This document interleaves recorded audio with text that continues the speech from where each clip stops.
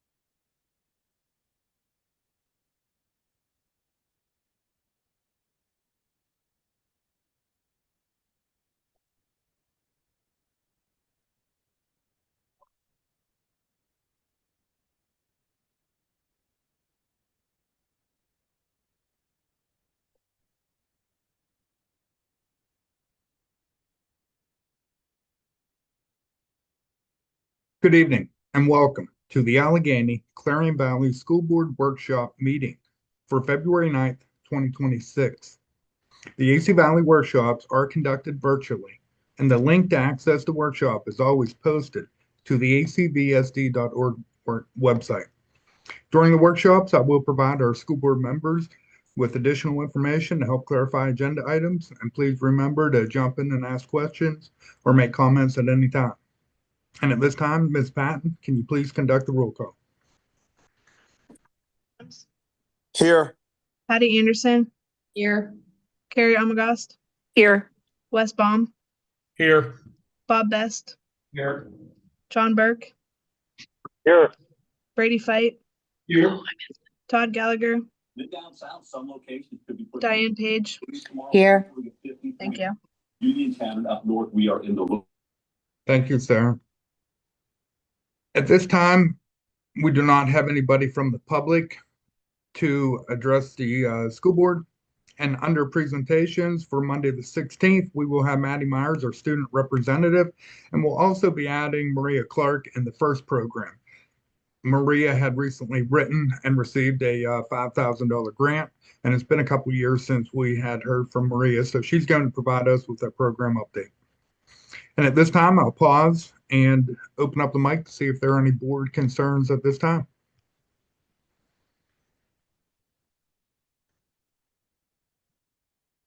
Hearing none, we'll move right into the consent agenda, and we'll start off with letter A on page 4. We have a couple conferences and a handful of student field trips. Starting off, I put in to attend the annual PASBO annual conference, and that's the Pennsylvania School Business Official Organization, and I'm a member of. This year's conference is located in Pittsburgh, which is great news because generally it's held in Harrisburg. And I did attend last year with Aaron Morrison and found it to be of great value. And that cost we split between the school district and the West 2 grant. We also have Mrs. Redding, our food service director. She put in to attend a one-day school breakfast summit in Penn State. This summit will provide the school cafeteria directors with the ability to network, share success stories, and discuss up and coming nutritional standard changes for breakfast. And we have Mrs. Hartle, who's working with the Do Something Good Club, and they put in for their annual Parker personal care trip, and they're going to be taking a school van and go down and spend some time with the residents. John Nelson and Wes Krautbauer, two of our high school teachers, will be taking a group of gifted students to the Model UN program. It will be in the Cranberry High School. Then we have two requests from Mrs. Logue, our high school counselor. One is to take a group of students to the Prevention Connection Day, and that's a day filled full of training that will help to prevent poor decision making associated with alcohol, tobacco, and other drugs. And then she's also partnering with Penn West Educators Rising Experiences. And what we're trying to do is to get more high school age students to go into the profession of education. And Penn West is doing a good job partnering with all the Clarion County schools. So we're real excited about that. And she's got about 20 students going up there. And then finally, part of our PA Smart Grant, and you'll see we have some other agenda items tied to that grant, is a professional development course. And this will be paid for through the grant. And there's a handful of high school and elementary teachers and myself attending. You know, we talked about sending one of the technicians, but this is more so on the curriculum side of things. We'll continue to provide them with professional development, but this won't necessarily align with their work. Are there any questions or comments about the conferences and field trips? Moving down through the consent agenda, we do have Robin Knight. She's subbing for us in a variety of different roles, and she's willing to come in to help out with the secretarial staff. Letter C is a formal motion to remove Todd Gallagher from the sub list, since Todd's now an official AC Valley School Board member.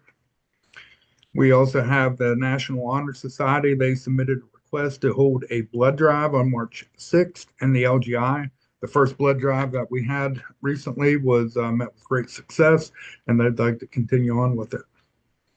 Then letter E is Danielle Lutz and the junior high girls basketball team. They want to utilize our school vans to take a group of our students up to Gannon to watch a free basketball game. So that should be a lot of fun for Danielle and the girls. Are there any questions on the consent agenda? Moving down through finance and purchase, we will be paying the bills and hearing from Stacy Redding on the 16th. I'd like to draw your attention to letter I. That's a change order for the high school auditorium from Fred Burns Incorporated of $1,847. And I'll review some of the items that we'll be discussing with this change order.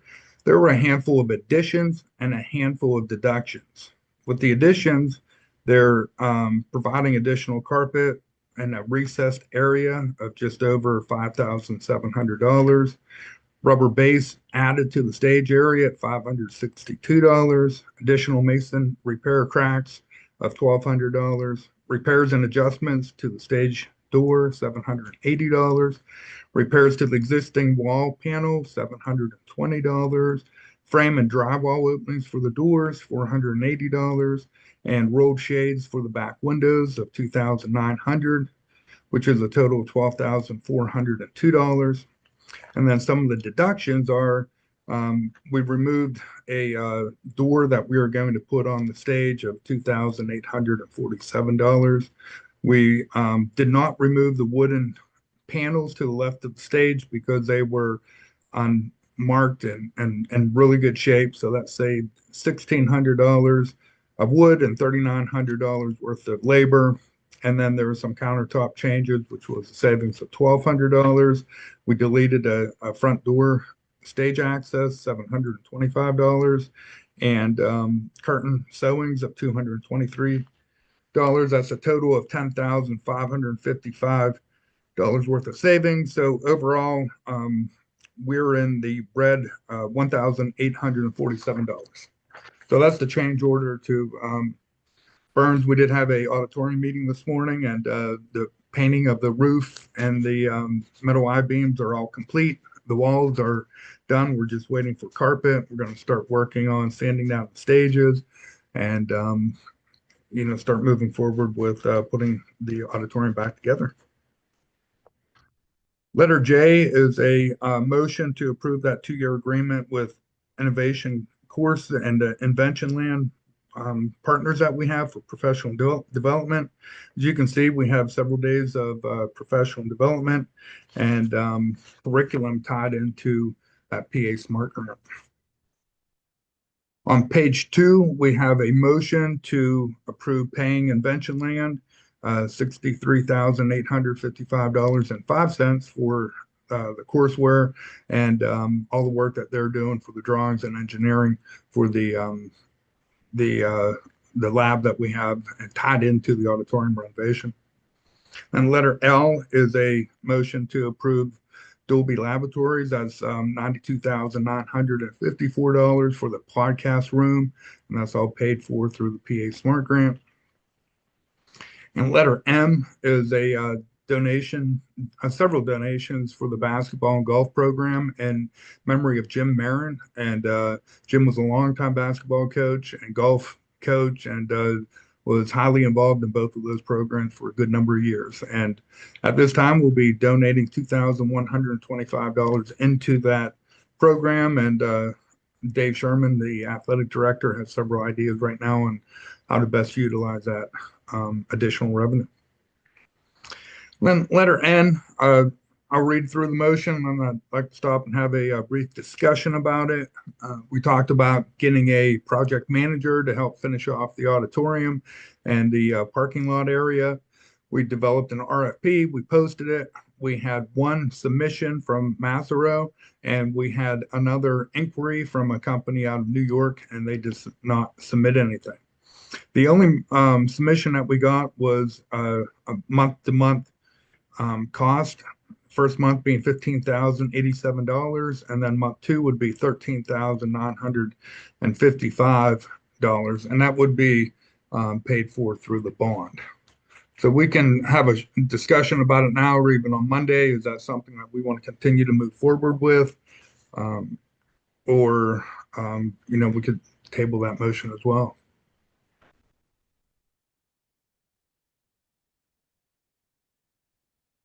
To oversee all the program, all the construction that's going on right now. I mean, the football field, the auditorium roof. No, I think what we decided on, they were just gonna do the auditorium and potentially the roof were their main concerns. We weren't too concerned with the football field or the track. Is how I think we put out that RFP, was it Yeah, not? that's correct. Okay. 'Cause I mean, the track's essentially almost done. They just have to put that top layer on. The football field, we're not done with that, but we're moving in the right direction with that. So that's why we weren't terribly concerned with that.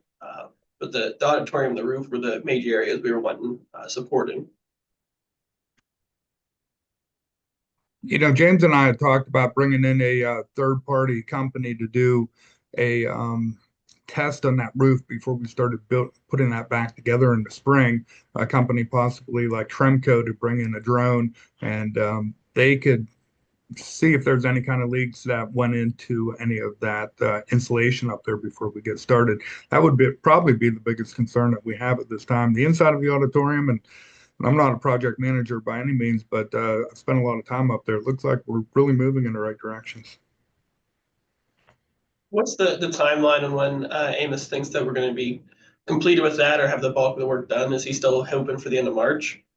Yeah, middle to end of March. The only holdup that we may have right now are the light bulbs that are retrofitted into the existing light area inside the auditorium. They're just there's a backup in the manufacturer. That would be the only holdup that we have, but we are moving in the right direction. Did they say how long of a delay they're expecting with those light bulbs currently? No, not really. They just said that it was a delayed. They're pushing, trying to get the manufacturer to get the light bulbs, fast track to us, I guess. We just don't have a delivery date. Okay. That light bulbs are lighting, will that hold up installing the seats? Do we know? Yeah, seats, floor, everything, Bob. It's a critical juncture, and the one thing that's really causing a little bit of anxiety with Burns Construction up there because they're moving along quite nicely. And everybody's on the, I assume everybody's on the same page that, we might have to potentially stop work until we get those light bulbs installed before we move forward with the other stuff. Is that right?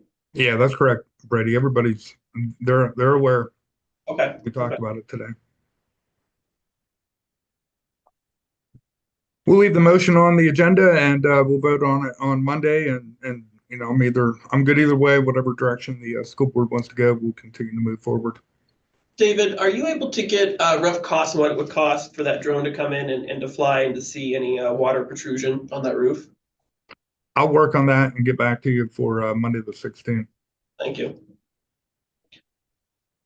If we go ahead with the project manager, is maybe that's something, a service they could provide? They possibly could. I think that they would have the technology to do that, but it's probably another fee they would tack Oh, on. yeah. Yeah. And maybe a little more cost effective. Since they're on site. That's something they can provide. Right. We have their proposal in the Google Docs. I didn't see that outlined within there, but I explained to them that it was the auditorium and the roof that we were working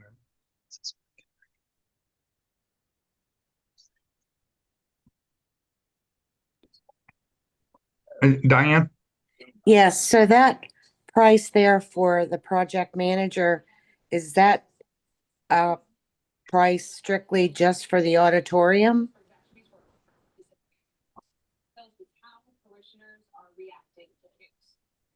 I believe Because it's if we auditorium, don't, Diane, for the auditorium and the roof. I believe that's how the RFP request for pricing was written up, was specifically for the auditorium and the roof project. okay, I just wanted to make sure we weren't getting charged for them to oversee the football field and the track. I don't Yeah. know if, Oh, go ahead, Brent. no, I don't even know if they've been on site yet or not, so I'm not even sure if they're aware of everything that we were working on this year. Yeah, Thank it's you. definitely not the track and the football field by any means. We did talk about the overseeing the parking lot project as well, but I think the RFP that we have in front of us just for the auditorium and the roof.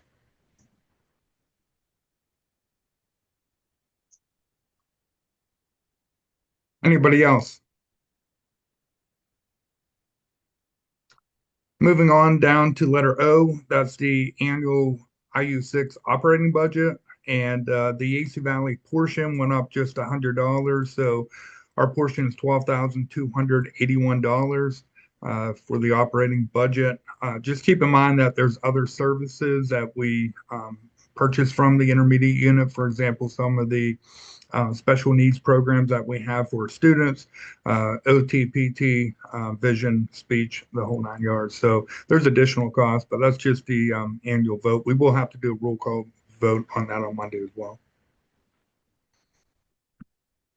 Okay, moving into personnel, you'll see we have a number of retirements in front of us. First off is Lori Sherman. As you can see, Lori's been with the district pretty much her whole life.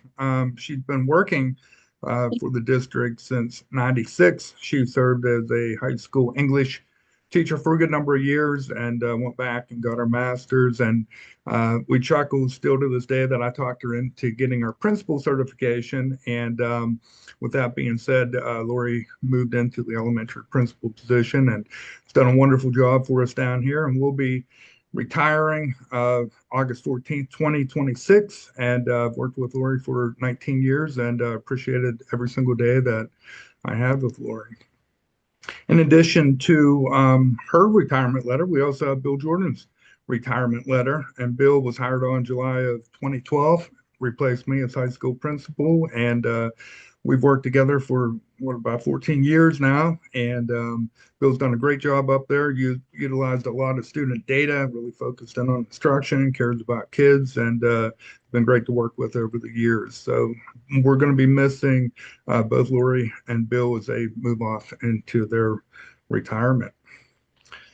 With that being said, we will have to advertise to replace the high school principal at the junior senior high school.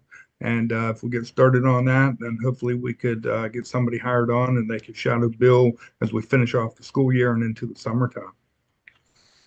Letter D is a letter from Tracy Hetrick. She is retiring. She's been with the district since 2000, and she will be retiring at the end of the year. And we'll advertise that internally, move some staff around down at the elementary before we go out and hire on anybody else. So that's the process that we have. Our goal is also to move Mrs. Thurber into the elementary principal position down here and eliminate the assistant elementary principal position. So letter E is a motion to approve hiring Amber Sanders. We did advertise the head cook position internally. We had 2 applicants. They both did a nice job, and the hiring committee is recommending moving Amber into that position. And then we will have to advertise to fill her part-time cafeteria worker position. And then just one final update under personnel. We did advertise for the grant-funded school police officer position. We had 3 applicants for that position. We did meet with 1 applicant, and I have another one coming in on Thursday. And if background checks and clearances, everything come through, we're hoping to have a name for the school board in February. If not, hopefully in March, we'll fill that second position. We do have the grant for the 25-26 school year, but also for the 26-27 school year as well. And it's really nice to have an armed police officer in both buildings. Any questions or comments before we move into instructional services? Okay, we're not quite ready to vote on them yet, but I wanted to get both our calendars out in front of the school board for discussion for the 26-27 school year. We've been working with the Career Center to match up our calendars as close as we can, and they're in pretty good shape. There's a couple minor tweaks that we have to make to it. But currently, we have a very similar calendar in front of the school board for the 26-27 school year. I'll start off with snow days. The new calendar has 3 building snow days, so that'd be the traditional snow days that we'll make up. And then we have 3 remote learning snow days tied in, and then all other snow days would be added to the end of the school year. Very similar to what we're doing this year. And if there's any questions about that, I did put information on the Facebook page and website to help clarify our process. We have Act 80 days tied into there, so we are meeting the 180-day requirements and the 990 hours for the elementary and high school students. So we're fully in compliance with that. I did add 3 additional early dismissals at the end of the first, second, and third 9 weeks. It's just a 2-hour early dismissal to provide teachers with the opportunity to do grading, professional development, and data analysis. Then in addition to that calendar, we have the Western Secure Treatment Unit calendar. That's our 3,800 secure lockdown facility, and they're going off 180 days, and that starts at the beginning of August. It finishes at the end of June, and primarily we have a Monday through Thursday work week with various holidays off and a couple professional development days cut off as well. But that's the same calendar that we've been using for the past 2 years as well. Any questions or comments about the calendars? Moving into policy, we have the second reading of policy 011, Principle of Governance and Leadership. Please review that. That is a policy from PSBA, and it helps our guiding principles for the school board and administrative team. And then letter B, if you recall, we just went through 2 readings and updated policy 626. And this change happens every January, and we're not opening up both policies, but it impacts our bidding and quotes for large purchases. So policy 610 and policy 626 will be modified to meet the updated numbers as far as 24,500. So anything over 24,500 will go out for 3 bids, and anything over 13,200 and under the 24,500 will get 3 quotes, and they could be written, telegraphic, or face-to-face conversations that are documented. And then you can see the other micro purchases change of 15,000, and then simplified acquisition threshold went up to $350,000. So we'll approve this. We'll have Sarah contact PSBA and we'll change our policies internally. And then as we get close to finishing up this evening, we just want to have a discussion about a storage container. And I'm not sure if John Burke is still on or not. He said he'd be driving this evening and he may lose us. But right before the meeting got started, John did reach out and talk to a representative from Hubis, and they're willing to donate a trailer for us to use it as part of our storage area out by the track. And he wanted me to share that with the school board to let you know that that could be a neat project that we have, and that is free of cost.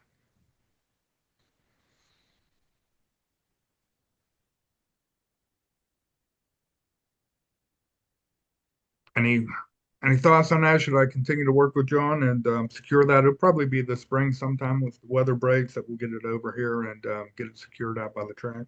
The price is right. Yeah, definitely, David. I think that's worth exploring and definitely would like James input on that and see, if we need to retrofit it to add more access doors on it or whatnot. But I think definitely that's generous to Hubis. I think we need to take him up on that offer. Sounds good. And then on page 3, we just have one more motion. Just Myers Transportation is going to be adding Diane Conway, pending all the receipts and an interview with the administration as a driver for her fleet. And then if there are no other questions or comments, we are going to break. We do have a finance committee meeting scheduled for this evening that we'll be working on the budget, making recommendations to the full school board as we move forward. Hearing no comments, I'll go ahead and call the meeting to order, and we'll finish off for the evening. Thank you and have a great night, everybody.